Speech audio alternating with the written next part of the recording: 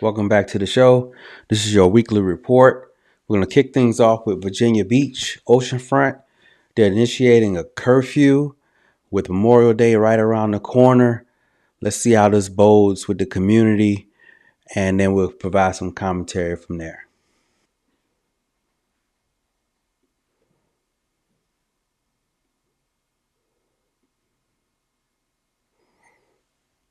Virginia Beach Oceanfront, a new mandatory 9:30 p.m. curfew on recreational activities for all ages is in effect. It's a move by the City Council to curb safety concerns. It's day 2 of that curfew, and people and businesses say they aren't used to seeing the tourist district so quiet at this time of year. Patrick Gray is in Virginia Beach with more from business owners and Virginia Beach Police. Well, Madison, looking behind me here, it's hard to believe that this is a Saturday night in April at the Oceanfront. Usually these sidewalks here are packed with people, but right now the main thing that we can see are police patrols. Virginia Beach Police say this is to ensure public safety, but for people who work and live here, it's more like a disappearance of people at the Oceanfront. Those that are in this area should depart before 9:30 p.m. This is the Virginia Beach Police Department. On day 2 of the city of Virginia Beach's new curfew. So for context, ever since the weather has been getting a little warmer, younger adults, have been out of the beachfront. I don't want causing mischief, violence, random acts of violence. So this is the city's way of, promoting good order and discipline. I do agree with the tactic. However, closing the beach down at 9:30, that's going to affect business owners because they're closing their facilities or their businesses early now and losing out on revenue. 9:30 Saturday night, the music stopped and the crowds vanished. For Steve Blackwell, who lives in the area, the transformation was jarring. Ghost town. Absolute ghost town. He says law enforcement was impossible to miss, but Blackwell says that clearing of the streets and beaches comes with a cost. He points out how tourists who are paying hundreds of dollars a night are finding their vacation plans cut short. And you can't be out after 9:30 to get ice cream with your kids? You're not coming back next year. Business owners feeling the sting too. Evan Parks, manager at Atlantic Fun Park, says the curfew hit right when businesses usually thrive. Everything's shutting down right there during everybody's prime time. It definitely does hurt the businesses out here. While the city aims to prevent trouble, Parks wonders if emptying the streets actually solves the root of the problem. I think it doesn't really change anything. It just delays it, if anything. Virginia Beach Police Chief Paul Newdigate says empty streets on a Saturday night is not what they wish to see, but necessary for change. Hopefully we're in a position to be part of the change, be part of the catalyst to get us back to a happy medium. The chief says they hope the curfew prevents incidents like last weekend's mass shooting from happening again. You can't have more bodies laying along Atlantic Avenue. The curfew will stay in place for next Friday. That's where, I'm torn, but just like they reported, they had a mass shooting here recently. And, for the tourists coming in town, yes, you want to enjoy your vacation, but you don't want it to be your last vacation here on Earth. So it's definitely is an issue that we must address. And bottom line, we got to figure out a way for law enforcement to maybe make their presence more known out on the oceanfront, because it has to be a balance between, well, it doesn't have to be a balance. We need no violence, and we also need that revenue coming into, Virginia Beach needs that revenue coming in to support their businesses and to keep tourists coming as a tourist attraction. For now, if you are not headed to a hotel or home from a job, you are expected. And not being able to get ice cream out, just walking out to grab a cone of ice cream after 9:30, that's problematic. So this is definitely a situation. Expected to stay inside. At the Virginia Beach Oceanfront, Patrick Gray, 13 News Now. So that's the reporting on that. We're definitely going to keep up with that story. It's only for 2 weeks right now. So let's see if that even does anything. I'm sure they're going to have it open for business during Memorial Weekend, is when a lot of tourists come from up north and all abroad, visiting the oceanfront over there. But definitely need to maintain a police presence. Young adults, we need you all to, first of all, behave. Everybody wants to enjoy themselves. Violence is not the answer. And find something else to do with your time and let everybody enjoy the festivities and what Virginia Beach Oceanfront has to offer.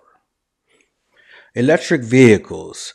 Electric vehicles popularity has been on a decline, especially with before the conflict, gas prices going down and being more reasonable. However, the market share of EVs, here in America, we don't have access to Chinese EVs. The Biden administration made that clear, that, and the Trump administration, they kept it going that Chinese EVs will not be sold here in America. However, the Chinese they have a strong footprint, definitely in Africa and in Canada. So as they grow larger and larger in market share in the EV space, let's check out the reports on what they're doing in Canada and how that may affect us over here. You can find them all over Europe. Electric cars made in China. Our Seth Doan takes the wheel. And I'm going to have this lovely, beautiful Line 7 that you see before you. Lovely, beautiful. What is lovely and beautiful about it? The ride, the drive, the suspension, the comfort, the level of technology is far superior. To be objective, I've seen some of these Chinese EVs or Chinese manufactured, made in China EVs. Well, some of the ones we have over here made in China, but Chinese branded, like BYD, Chinese companies, their EVs they say they're superior to the ones, from Tesla or the ones made over here, even GM. I haven't seen one up close, but I have seen the features online, and the build quality is there. The technology is there, at least from what's being reported. I haven't gotten hands on, but it's an interesting subject. Than anything I've had before. This sort of pitch is typical at a dealership, except Justin Watson it's like a throne. Is a customer. Literally like a throne. It's like I'm royalty. And my man said the vehicle seat was like a throne. Greeted by this beautiful screen. I do have a Tesla and I thoroughly enjoy it. My next vehicle is going to be a Tesla, but I think if they ever brought BYD over here, that would be problematic to the Tesla company due to the price. When I was doing research on BYD, their price is efficient, and there are good quality vehicles from what I've seen reports on. In his Lexus for a BYD, which stands for Build Your Dreams. It's a Chinese car company you won't really find in the US, but which overtook Tesla last year as the world's top seller of fully electric vehicles. As you know, the Model Y has been the top selling EV worldwide. Apparently BYD has overtaken them. Wow. Tesla is ahead in early 2026. BYD still leads when including hybrids. The taboo's gone. I think long are the days where you bought cheap from China and it didn't last long. They're putting a lot of emphasis in quality. How are sales? Sales are excellent. Paul Tanner is the boss here at Allen Day in London in business.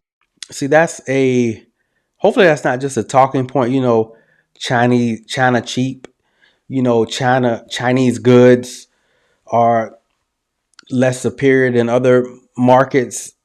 That hopefully that may just be a marketing.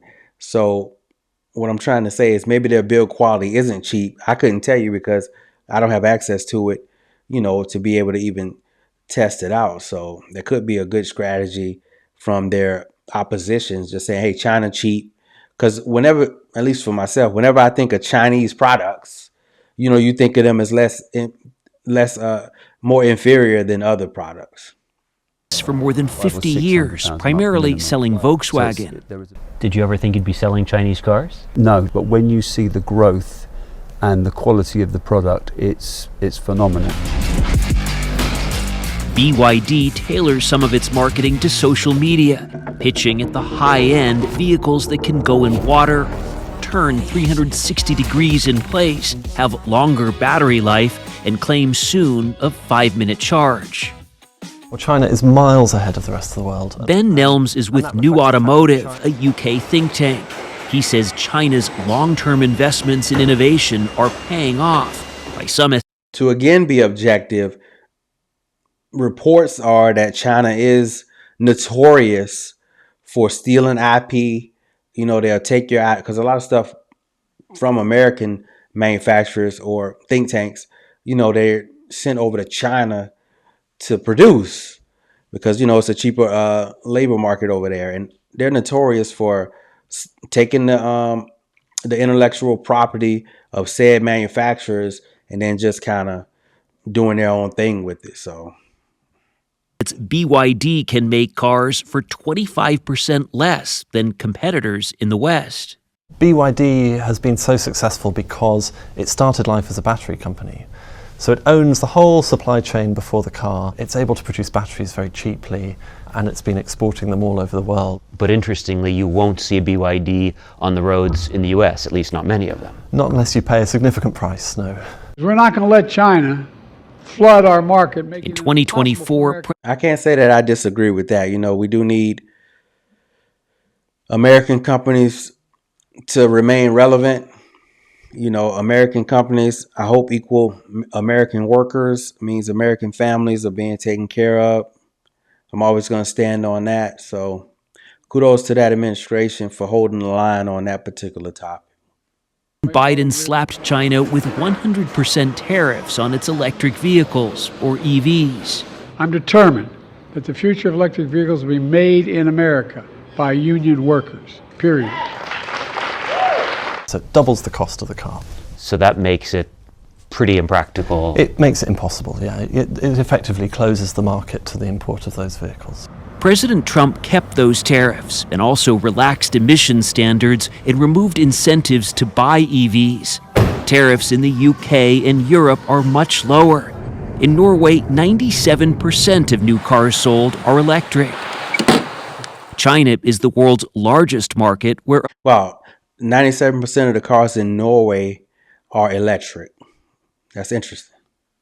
Half of new car sales are EVs, compared to less than 10% in the US. From the perspective of American automakers, how important, how valuable is a tariff like this on Chinese EVs? Well, I think they see it as very important, but whether or not it's the best thing for them, I think is arguable. If you stifle innovation and if you stifle competition and you stop there from being a free and open market, then actually markets stop delivering what they should do, which is good products at good cost to consumers. We have enough competition over here in America to where it's a healthy pool of EVs. We don't need Chinese EVs pouring into the country. We do not need that. That is not the best practice. Isn't it saving jobs, at least now, in the US? Well, it might be temporarily, but I suppose in the longer term, that's a lot less certain. If the future of all car making is electric car manufacturing, then you might simply be... Because, you know, they say if you go over to China, you don't see many American-made cars over there. So, hey, you know, let's keep apples to apples. It's no different. You know, I would like to see American cars get more market share over in other countries like Norway and Europe. You know, that would be outstanding for us. But there may be a reason why Chinese has the edge on us worldwide or globally in this particular segment. Preventing American car makers from making that journey. And then at some point in the future, they will eventually be exposed to that competitive pressure. That pressure could be building as gas prices soar due to the war in Iran. But Justin Watson is expecting big savings. You ever talk to any American friends about your Chinese car purchase? I've got family in America, in What do they New say? Jersey. They're jealous. Absolutely jealous. So that's BYD. Hopefully, we'll continue to monitor. They have their market share. With the gas prices being on the rise, I haven't talked to much consumers who are saying they're willing to switch back to EV. So definitely keep an eye out on the EV space. I particularly myself, My next vehicle is going to be an EV. The infrastructure is here. A lot of folks just like sticking to gas though, but I think I made my decision, and I like what EVs have to offer, and they're convenient for me because I charge at home, so that makes a big difference. So, is your fast food fast enough? Would it be more convenient, or would you like it to get your food out of a vending machine? That type of convenience? Would that tickle your fanny? Well, we're getting reports of an innovation of the fast food industry, at least the start of it. Let's hear some reporting on it, and then we'll add some commentary.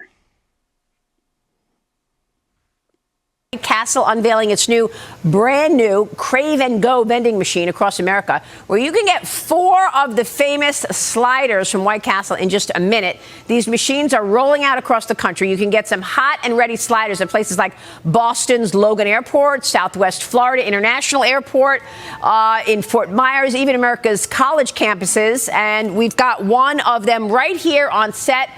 One would have to ask, or at least think, how fresh is the food that comes out of a vending machine? Let's see. Before I went to the break, I wanted 4 sliders, and look at this. Okay, here it comes. The food is ready. Now, let me see what this looks like here. Okay. Wow, this is hot. Hot food right This there. is hot. Okay, it's cold to open. Hot and ready for you. Hot and ready for you. Wow, amazing. Okay. Look at the steam. Look at this. It is smoking hot. Smoking. It's hot, but what type of preservatives are needed to be able to maintain this food for it to be good tasting? I'm sure it tastes good in the vending machine for I don't know how long. Yeah. There we go. Look at the steam. Look at this food. Hold on. I got to show. This is hot sliders from White Castle, which were just made. There's an oven in there. So let's talk about this. White Castle CMO, Chief Marketing Officer Jamie Richardson is here. Entrepreneur and inventor of the infomercial, Kevin Harrington, is here as well. We are joined by David. David, you are the inventor of this thing. Tell us about this machine. Well, it's a robotic restaurant in a box. It's fully automated, no employees. You can literally have 24/7 great food.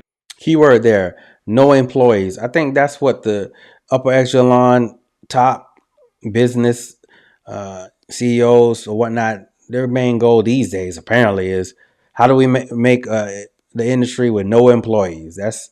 That's just the way we're going right now, and it's sad, to be honest with you. A kiosk now. Unbelievable. How does it work that there's an oven in there? Because this is not like your regular vending machine where I'm just going to go and put, a dollar in there and get a chocolate bar. This is something that's actually being cooked on the spot. You can get fresh hot food now almost anywhere 24/7. And yes, it automatically heats everything. It stays refrigerated inside the kiosk. It heats and then it serves. It's instead of having Uber Eats, DoorDash, or Grubhub and takes 45 minutes, and then you can now get your food in 45 seconds. That's amazing. Now, Kevin Harrington. Now I want to be a Debbie Downer. There is a space, or let me rephrase, a place for, this is innovative. We got regular vending machines now. They're just furthering, vending machines in that particular segment. But I just don't want the mantra of, hey, no employees to be like the status quo for companies, with robotics on the rise. Invested in this. You saw the opportunity here. I did. There are almost 1,000 of these machines already out there. Right. Tell us what you saw in this business. So I spent a few years as a shark on Shark Tank, and I get thousands of pitches, okay? And people, they want to open a business, but if you're going to open a restaurant, it costs millions of dollars. Here is a restaurant in a box for a fraction of the cost, and you can operate one or two or a couple of them, but we're looking for entrepreneurs that actually want to be in business for themselves with White Castle, an iconic brand, to be. And I agree with him. If even if I was in a financial position and I thought this would work, hey, this is basically going to be a revenue stream for someone. And if somebody wants to grab a White Castle Crave and Go, to each their own. So hopefully this is just an addition to the fast food industry. Not the status quo as I mentioned. So, to each their own. If they want to partake, then they can partake. But I don't see anything wrong with advancing the industry and being innovative. These products in any locations, casinos, hospitals, schools, colleges, airports, like you said, it's awesome and it's taken off. So you want to get more investors to what? Buy this machine or lease this machine or what? I mean, if I'm a small business owner and I decide I want to get one of these and have my own business, how do I do it? There's two ways. One, we actually I invested in a crowdfunding round that's open to the public, and that's one way they can get involved. The other way is they can actually buy a machine and operate the machine as a business. And, entrepreneurship, I mean, let's put it this way. AI is destroying a lot of entry-level jobs. This is the kind of business that somebody that wanted an entry-level job can make really good money part-time. That's unbelievable. Now, Jamie, you got to talk to us about. I don't know about that comment. He said if those entry-level job workers wanted to own a business, the threshold is what I'm trying to say. I don't think it's going to be that low for one of these machines. Castle, this is a brand that everybody loves. Who So I didn't quite understand that talking point. doesn't love White Castle burgers?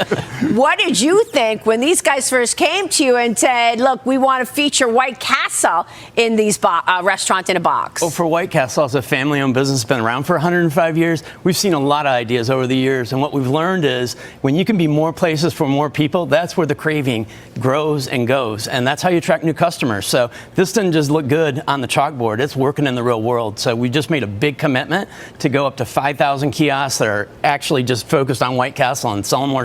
You all think this is going to be a success? I can see it maybe working on college campuses, reaching the younger customer base, but I think once you get to 30 and older, I could be wrong.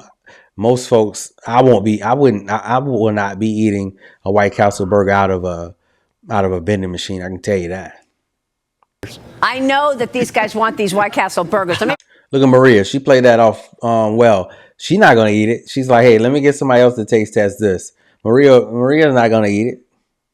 Over to you so you can have a burger. Hey. How much revenue are we talking about? I mean, what are your expectations here? I mean, listen, in the right locations, you can sell up to like $600 a day the kiosks are producing. So it's great for the ordinary consumer to be able to buy a kiosk, own their own business, and create their own destiny. Kevin, what are the other options? In addition to White Castle, give us your sense of what else I might want cooked in a restaurant in a box. So we're doing hopefully a deal with Jimmy Dean, breakfast sandwiches, and Wow Bao, and some of the other companies. Wow Bao, pot stickers, and pot stickers. We're working.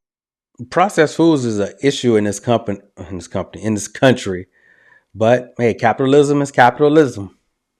The cake boss, Buddy Velastro, so he's working with us. Wow, I got to tell you, I mean, I haven't seen a White Castle in a while. There used to be one around the block from my house in Brooklyn, but this is almost like saving business. This is saving brands. Yeah, it's important. I mean, we're invested in new castles. We're in all 50 states in the retail section in the grocery store. But to have these kiosks available, it's an invitation for more people to satisfy their craving. I got to tell you, Kenny Polcari's been asking questions all day. and during the commercial, we would not stop asking these guys questions. What I just had one. It reminds you right of White Castle, right? Yeah. Right out of the thing. I can ask you a question. I don't know if I missed this. Yeah. How much does that cost if somebody's going to buy it, or how much if they're going to lease it? It's somewhere around $20,000 to purchase the kiosk, right? And it's somewhere around $500 to $600 per month. And so, if I want to purchase it, are you offering if somebody wants to purchase it, are you offering a finance plan or no? Yeah, we'll have the ability to finance it if somebody wants to finance it. It's a good question because if I spend $20,000 on this, are you getting any recurring revenue from that, or is that just my business? Once I put that 20 grand down, that's your money, that's your business. Then 20 grand is the barrier of entry. 20,000 is the barrier of entry. Let's see what else it entails. And then I could put this, how significant is the maintenance of that? What do I need to do to maintain this? Very easy. There's 64 items that go in there, and it's really easy to load. You're in and out of the kiosk in 5 minutes. So very easy. I mean, your experience on the Shark Tank, exposed you to so many businesses, Kevin. Yes. How does this compare to what you experienced on the Shark Tank? Somebody comes on Shark Tank, they want to own a restaurant, but it's a $2 million investment. And what happens if sales are a little slow? They're sunk, right? With this machine, for 20 grand, you own a restaurant, and let's say the location you're in is great for a while, and then it slows down. I do like the addition to the segment. I mean, it could be this is getting intriguing. It could be another revenue stream. Let's listen. Another location. Wow. Okay. So, I mean, if I want, like in the summertime, maybe I want to put this at the... I mean, 20 grand, you know, you get me and 3 other buddies with 5 grand in. This may be interesting.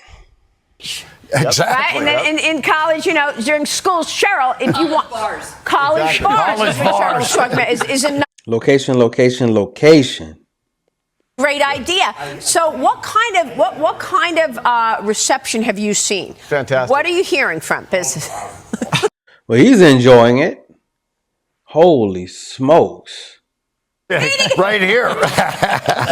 They taste just like they came off the grill, by the way. It's like you're at He's loving it. I have to say, it's right out at White Castle. I can ask you a question. If I bought that, where do I get the food to stack it? I have to keep the food? Actually, it works just out of the same boxes that White Castle provides in retail. So it works. But they deliver it to my house. What I mean is I have to keep the inventory at my house? You don't have to keep it there. You can keep it at your house. You can keep a freezer chest next to the cooler. So you can really set up your own business. And is that additional on top of the $20,000? This $20,000 is just for the machine, but then my maintenance fees are, buying the just things buying the go. goods, right? But your margins are really good, and you're setting your price depending on the venue that you select. Maria's asking very good questions, very good reporting, but they're being rather vague. Maybe they don't know the answers at this time, but they aren't quite giving up the game, to be honest with you. Yeah. Who selects the location, me or you? You get to select the venue location. And again, think about it. It's hospitals. Let me ask you a question, Kevin. In terms of going forward and this business, yes. What are you expecting in terms of the growth of this business now that you're a major investor? Yes, well, we've got 1,000 machines just about right now, but we've just signed a deal for 5,000 total White Castle machines. And of course, we have other brands, other iconic brands, like Jimmy Dean sausage sandwiches, breakfast sandwiches, right? So this is going to grow. I mean, this is 10 years.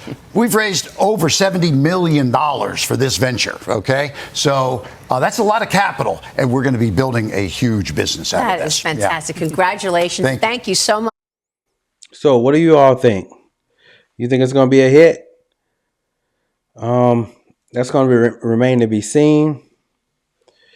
It's a possibility, though. Like I said, it's an additional avenue in that space, in the fast food space. I foresee it being successful if you pick the right location. 20 grand is not the worst threshold for a barrier of entry. It's a risk. I'm sure it's more. The devil's in the details, I'm sure. But as a addition to a revenue stream for your average person, it might not be the worst thing to look into. What do you all think? Drop it in the comments and let me know. So Amazon, you've been able to buy vehicles on Amazon for a while, but they're now expanding that market. Just want to bring that to light. We'll touch on it and then talk about it.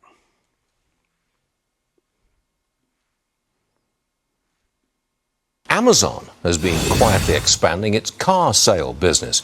Amazon Autos now operates in over 130 cities with 6 car manufacturers. Retail guy Gerald Storch with me here in New York. I know you love Amazon. Would you buy a car from Amazon, and do you think it's going to be a big part of their business? Look, right now it's tiny. They're a very small part of what is a huge market, but I'd never bet against Amazon. I remember when I first met Jeff Bezos in his office in Seattle, he had just expanded out of books. Remember, he just started with books? Into selling toys. I'll tell you what, if Amazon can figure out a way to, much like Tesla, cut all that fat and sell cars at a cheaper price, we have something here. But if there's just going to be another, like a online car platform, then I don't see where they're really going to disrupt anything. Electronics. And he said he was going to one day sell everything, every product. I thought he was nuts. Yeah. He was true to his word. So don't bet against. Definitely recommend their stock, though. I gobble up Amazon, pick it up as much as I can, and I just hold on to it. I think Amazon is just going to be one of those companies that's just going to always innovate, and they're always going to be there year after year. it's going to be an uptick on it. So definitely, that's in my portfolio. Recommend that for others.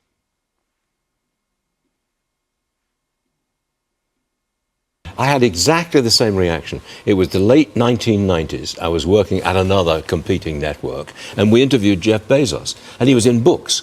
And he said exactly the same thing. I'm books today, I'm everything tomorrow. And he had this laugh. He's always laughing, Jeff Bezos. I don't know whether he does now, but back then he was always laughing. And he goes out, and it's true. I mean, you get just about anything on Amazon these days. That's right. And right now, what they're really doing is listing automobiles that are for sale at dealers. And so they're referring you to dealers. And there is a lot of complexity here because of the franchise dealer networks and trying to get access to all those cars. But if anyone can do it, they can. And again, they don't have to get a huge share for it to be a big business for them. All good stuff. A new survey, I think this is a little troubling. New survey shows late payments on these buy now, pay later loans. They're rising, late payments rising. That's not a good sign, is it? No, well, it's not good, but I wouldn't get too worried about it quite yet. Keep in mind that these loans have been growing very rapidly, so there's a lot more people who have them, and the people who have them often have multiple loans, and they try to keep track of them on your phone, and you've got different providers. Don't recommend getting caught up in the buy now, pay later. Clarnia, Affirm. Hey, don't get, that's like just online loan sharks. Don't get caught up in that game. That's a web right there. Very complex. And so what we've seen is they're missing payments, but the delinquency rate has not gone up. In other words, the people who actually aren't paying them off, that rate has not gone up yet. So it's something to watch, just like delinquency rates on credit cards, which actually have not been rising, by the way. So they shot up during the pandemic and now they've flattened, since then. So overall, we don't see signs of a totally distressed consumer like some people may lead you to believe. So I'd watch this, but I'm not panicked by this. Okay. Every time we've spoken to you, you've had two favorite retailers, Amazon and Costco. I'm sure there's another one which I've forgotten. What's the other one? Costco is another one to watch. I don't have any Costco in my portfolio, but, well, them and Walmart. I don't have either, but I wish I did. Man. Walmart. Thank you. Who could forget Walmart? Well, and I would add TJ Maxx, a little bit smaller player, but still over $100 billion market cap. Keep in mind, when you've got someone like TJX, whose market cap is 3 times, 4 times Target's, 3 times, that's huge. It's unbelievable. But Walmart is so vast. Okay, so who's the up-and-comer? Walmart, Amazon, Costco. I want the name of an up-and-comer. Look, those 4 retailers, Walmart, Amazon, Target, TJX, and Costco, have been capturing share from everyone else. I mean, there are smaller people, like Five Below, for example, that's been doing very well and capturing some share. But people tend to do well for a while, and then they fall back. Meanwhile, these other ones are consolidating the industry. Department stores? Look, there's just very few left, and the ones that are left are still struggling. And if you look at them, they're bragging when they get a 1 or 2% sales increase, same store sales increase, when inflation is 3%. So my heart goes out to the department stores. Bring them back. Nostalgia. I do like being able to. I'll tell you what. I'll give you a story. So I went online, Macy's. We had a event to go to, a funeral, and my shirts didn't get here when they said they were going to get here. So I actually had to go in the store and grab them.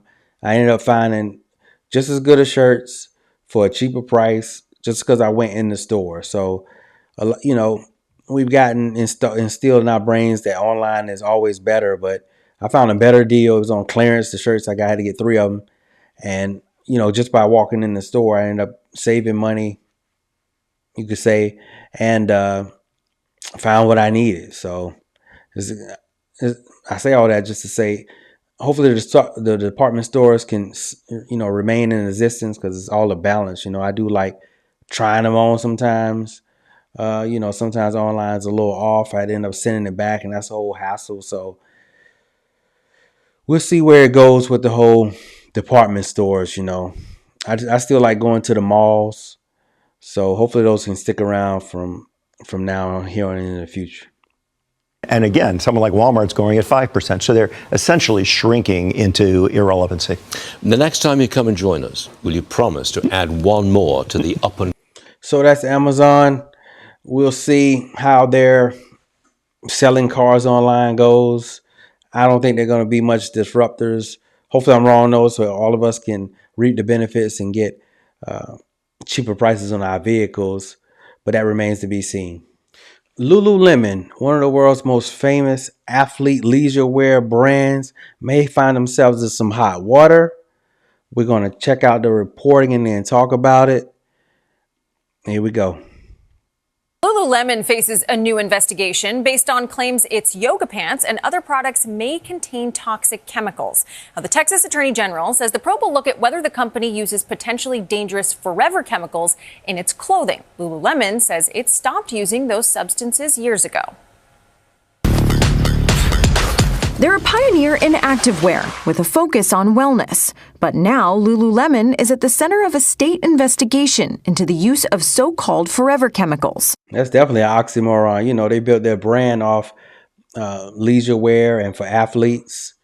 And for them to have harsh chemicals in their clothing, that's just contrary. In a statement released Monday, Texas Attorney General Ken Paxton said his office is reviewing whether the company misled customers about the health impacts of its products, saying, quote, emerging research and consumer concerns has raised questions about the potential presence of PFAS in their clothing. PFAS have historically been used in a wide variety of textiles to make them water and stain resistant. But like for the price of Lululemon, this is unacceptable. I bought my wife Lululemon, and I don't even want to go into how much these clothing products cost, but this is not good publicity. This is going to keep people going to Shein, and this is no bueno for the Lululemon brand. Nickname suggests, forever chemicals can linger in the environment for hundreds or even forever chemicals. thousands of years, and studies have linked them with possible adverse health effects in humans, including increased risk of certain kinds of cancers.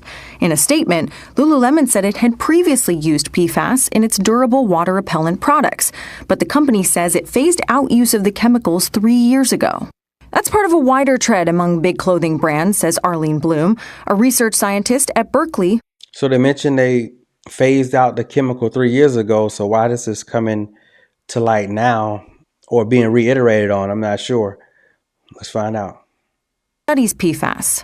They're chemicals you don't want to use on anything unless you absolutely need them. But that doesn't mean you wear PFAS clothing and you get sick.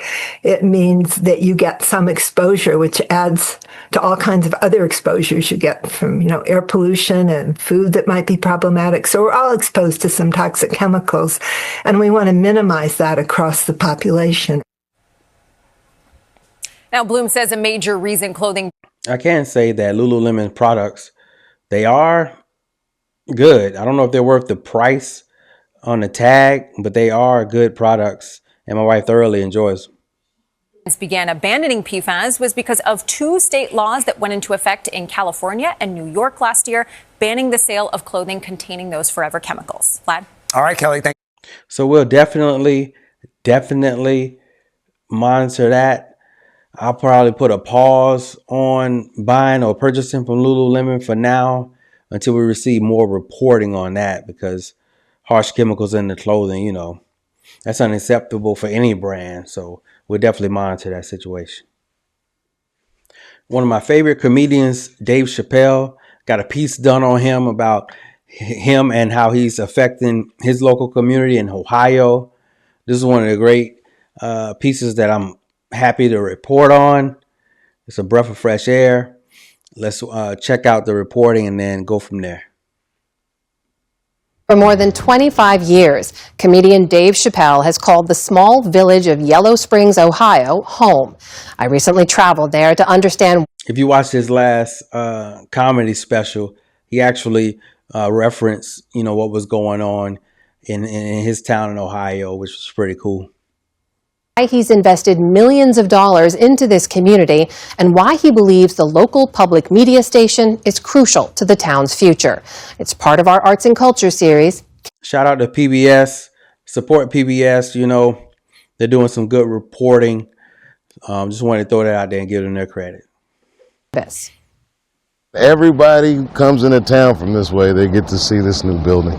Walk through Yellow Springs, Ohio with Dave Chappelle, and it's clear how much this small town means to one of the world's most famous comedians. I think this was an unlikely pairing, but a powerful one. Born and raised in the Washington, D.C. area, Chappelle first started coming here as a child. His father, the late William Chappelle, was a professor at Antioch College in Yellow Springs. My parents split up when I was very young, and my dad relocated here. So I would spend every year visiting him here. And then in say 98, he fell really ill, and I would drive back and forth from New York to check on him, and then ended up buying a house here. You know, there's only like 3,800 people live in this town. It's a small town, but it is a real community. Everyone kind of knows everybody, and I like that. Chappelle and his wife Elaine have raised their 3 kids here.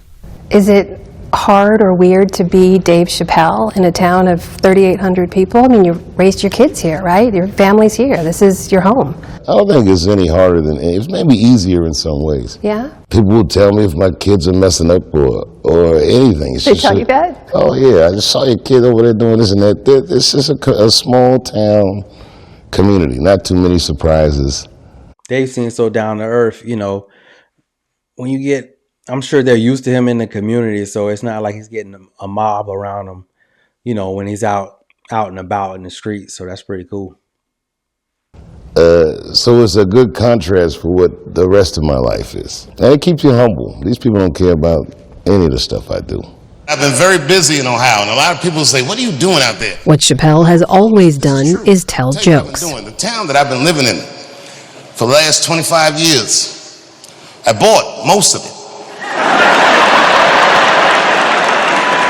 I like it there. Including in a 2025 Netflix special about how much property he now owns in Yellow Springs, where more than 80% of residents are white. If I was white and the people in this town were black, you know what they'd say? They would say I was gentrifying the town. But there's no word for what I'm doing to these people. That was a hilarious bit. Hilarious. How much of it do you own now? I got a lot of property. Chappelle says many of his purchases started during the pandemic as several businesses in town struggled to survive. So I just bought the buildings. I waived people's rent for a couple of years so they get back on their feet. And the town moved on. But that's like, you know, behind the scenes. I don't really talk about that publicly, but that's why I did it. It's not like I want to be a land baron in Ohio. That was key and awesome. You know, he said he purchased the buildings. However, the occupants there, you know, he waived their rent during COVID, you know, during times were hard. So that's admirable and awesome. From it, but it was, you know, expediency. It was just the right thing to do at the time. I'm so glad that you bought that space. It's all part of a larger effort, one he says could help protect this town's future by preserving its past. This is station WYSO, owned and operated by Antioch College, Yellow Springs, Ohio. In 1958, the local NPR station, WYSO, or WYSO, first went on the air from Antioch College. The station called the small liberal arts college home until 2018, after a string of financial troubles hit the school. Facing an uncertain future, WYSO was nearly forced to move out of Yellow Springs. We didn't want to leave this place. Our name, WYSO, stands for Yellow Springs, Ohio. Luke Dennis is WYSO's general manager. He says Chappelle offered a lifeline at a critical moment. He listens to our station and heard that we might have to leave this community to find a new facility, and actually reached out to us and said, I'm thinking about buying the old Union Schoolhouse. Do you think it could be renovated to suit your needs? And then we could enter into a lease agreement. Chappelle spent about $15 million to save this 1870s schoolhouse, one of the first integrated schools in the region, and renovate it for WYSO's needs. In those summers you spent here with your dad and time you spent here, did you listen to WYSO? All my life. Really? Yeah, it's a big part of the local life here. Last week, after more than 4 years of construction, offices for his production company upstairs, a separate entrance and wing for WYSO downstairs, Chappelle and local leaders welcomed them to their new home. It's hard to think of what's comparable in another community like WYSO is for us. But, you know, that's our New York Knicks or our Golden State Warriors. He's definitely making a mark, and he just made a legacy there in Ohio. So good for them, good for them. It's our team, you know what I mean? We're very proud of them. midday music on WYSO. And there are state-of-the-art studios, beautifully redesigned spaces, and nods to the station's long history. What does WYSO mean to this community? It means local, local, local. And the way that we've come back to life, back to health and stability, has been to just invest really big in our local service. That includes 9 local reporters covering 14 counties in Southwest Ohio, reaching about 65,000 listeners. Arming people with information, I think, is what allows people to be more civically engaged. Ohio born and raised, Adriana Martinez Smiley covers the environment and indigenous affairs. To be able to contribute to this community in that way as a journalist, which I view as being a public service, is something that I was very excited to take on. And this is 91.3 WYSO News. Jerry Kenny's been with the station since 1991. From local volunteers. That's another chance because, you know, radio is kind of dying off. So good for him for pumping fresh blood into that particular station. WYSO. To local host of All Things Considered.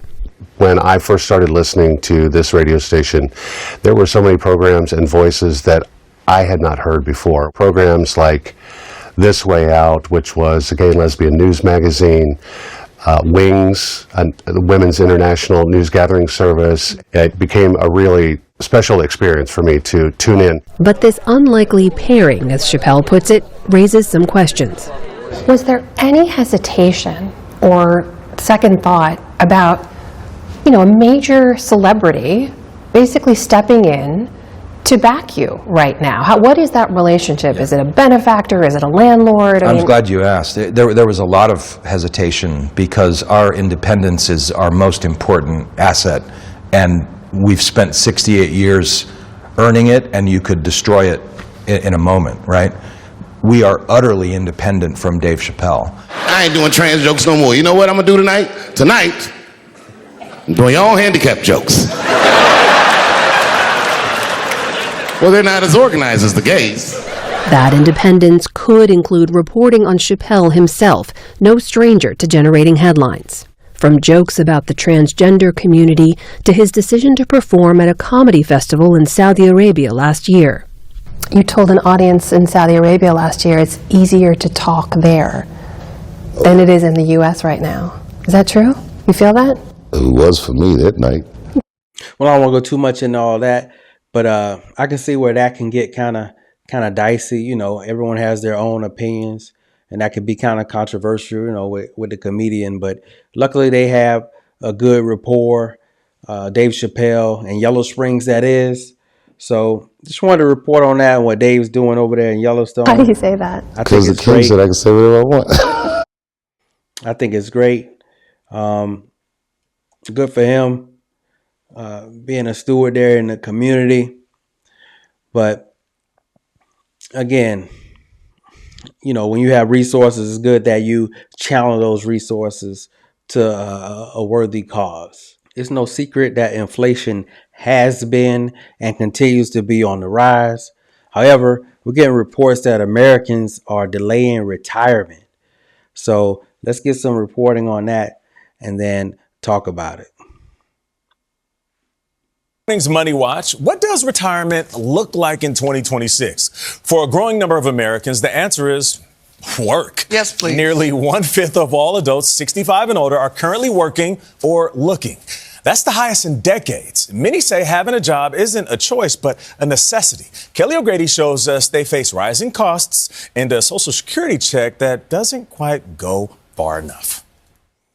Sleeping in, relaxing, and seeing the world, what many of us aspire to in our golden years. I tell you, the whole Social Security construct needs to be reevaluated, tweaked, and modified and modernized. So that's a whole segment within itself. But for Mindy Freeman, who's almost 70 years old, she's out the door at 7:30 a.m. for her 2-hour That's supposed to be the golden years, yes? Golden years. commute to work. I walk to a bus, and I take a bus to the Long Island Railroad and take that to Penn Station, and then I take the subway, and then I walk about 10 minutes to my office. Mindy is an administrator at a medical office. She's also a widow, and she says retirement, for now, is simply not an option. What I take home from Social Security is about a third of what I need. So I need another 2/3. She's gathering Social Security and still working. You know, most senior citizens, once they get to authorized senior citizen age, they go ahead and call it a day. But this young lady is still working while getting Social Security. Wow. To live the way I'm living. The average American on Social Security receives $2,071 each month, but they spend on average $1,684 on housing, $572 on food, and $367 on healthcare monthly. That's a total of $2,623, which is $552 more than Social Security. Rising costs are on my mind, and they're just going to go higher. You have to eat, you have to have health care, but when you retire, you don't only want have-tos. I'd like to enjoy my life. Mindy isn't alone. I must be objective. We are all, results of what we've done in the past. This young lady's situation, obviously, I have no idea, but, hopefully she was investing in some type of retirement account. I have to remain objective, in her younger years to kind of try to set up and plan and build for this moment of reaching the blessing of older age, 70 plus. Nearly half of retirees who return to work cited financial necessity as their primary reason. And by 2030, the number of workers aged 75 and up is projected to grow by 96.5%. At that age, you're supposed to already have the goose. You just need you already have the golden goose, so you're just living off the eggs. After 40 years as an administrator, at least that's the play. That's what you would like. That's the ideal situation. Assistant Helen Quochi found a second act. She started working at CVS in Connecticut, where she's been for the last 18 years. I never thought I would get a retail job. I always thought I'd be sitting at a little desk with my cup of coffee and just on my computer. But this is really nice. You're more active and you see more people. Like Mindy Friedman, she relies on additional income because Social Security doesn't cover all her expenses. For most people, Social Security, including myself, is not enough to live on. We own a home, we have cars, and we like to travel. Without working, I couldn't do all these things. Another big benefit? Health insurance. My husband... I think everyone knows that Social Security is not enough to live on. That's why we all plan and do things to where that is not the only thing we're using or income we have coming in to survive off of. It's a very expensive medication. By working at CVS as a full-time employee and paying for health insurance benefits, we are able to get his medication at a reasonable cost. As more older Americans find themselves back in the job market, competing against younger candidates, Catherine Fisher from LinkedIn says the advantages of age are often underestimated. The older generation has, so much experience that they can bring to the table. Communication, adaptability, leadership, and those are skills that you acquire over time. For Mindy and Helen, there's no retirement date circled on the calendar. Okay, let's advance this. If Mindy and Helen are doing this to just keep busy, you don't want to just sit home and just be idle. If they're doing this just to keep busy, that's a different story. But they're doing this, which I think they are, out of necessity, or at least what they said, then that's problematic. That's where, we got to maintain objectivity and balance. They may have not planned in the past to put themselves in a position to live out their golden years a little more comfort to where they won't have to, have to work. Next paycheck and the one after that. You don't know your end date. If you knew your end date, you'd know how much you needed to live month to month. I plan to work forever unless, some physical or mental reason I can't work.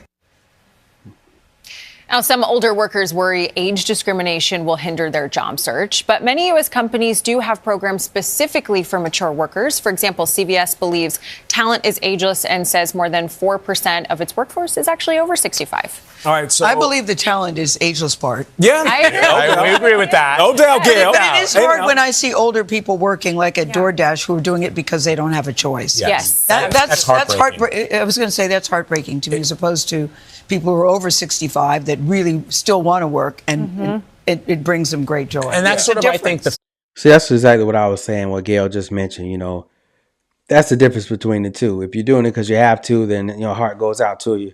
But if you're doing it just to keep busy, you know, keep the juices flowing, then there's nothing wrong with that. You know, we applaud you for that. And thank you for adding your expertise and your mentorship to the younger generation on these job sites. You know, I've worked at retail, and, you know, you always have the older folks there, and you know, you laugh with them and all that good stuff, and kind of keeps them going. But, you know, yeah, all good on that on that front. But to advance the conversations for the younger folks under my voice, please do what you got to do to put yourself in a position. Invest. So when you're living out your golden years, you only work when you have to, not because you. No, you're only working because you want to, not because you have to.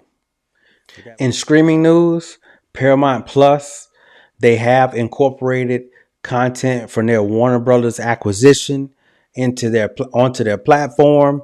I'm talking BET Plus. All those titles from Tyler Perry are now available on Paramount Plus. I had BET Plus subscription. I canceled that because, you know, I would have been paying twice for the same particular content. So happy to report on that. For those who like Warner Brothers content, HBO, all of that is starting to merge under Paramount Plus. So we'll definitely be monitoring that, because they have the Showtime content, which they always did, but I haven't seen the merger of the HBO content quite go under the Paramount Plus umbrella. However, I did want to report on Sling TV. They tried to sneak a refresh in on us. So Sling TV, you know, owned by Dish, they used to have the Essentials plan, which I have, which offered, let me see here. I had the Sling Select plan, and that had Fox News, NFL Network, FX, National Geographic. I'll open it up here if I can. Oh yeah, FS1, along with my Vice, if you like that, along with my antenna. So I had ABC, CBS, Fox. So it was just a good complement to that particular plan I had. However, just recently they added an Essentials plan, which has sports included. So for $19.99 with Sling TV, you can now get this particular package, which I want to say is one of the cheaper packages with sports included. So for $19.99, you're going to get ESPN, ESPN2, Grit, Freeform, Disney Channel, MeTV, the Game Show Network, if you like that. H&I, I'm not too familiar with that. LMN, Star TV, and one of my favorite channels, Bounce. So I just wanted to touch on that. I think that's a great value for $19.99. I like that they added that as an option. I already have ESPN through a different platform. However, if I did not, you know, I would definitely look into the Sling Essentials. That's probably because if you get the ESPN, the bundle with Disney Plus and Hulu, that's going to cost you $35.99. So this is the cheapest. I want to be on record here. This is the cheapest way that I know of getting a package with ESPN in it. I do my research on that. Hey, you all can fact check me. I'm not above reproach, but to my knowledge right now, this would be the cheapest package where you're going to get, especially if you have an antenna, where you're going to get ESPN included, because you're going to get those other over-the-air games with your antenna. So just wanted to report on that. Sling snuck that one in. They're still a competitor. They're still a force to be reckoned with in the streaming. Don't get talked about much, but they're still a force to be reckoned with in the streaming arena. So definitely wanted to report on that. So with that being said, that's the show for this week. Take care of yourself, take care of each other, and we'll definitely see you on the next weekly report. Peace.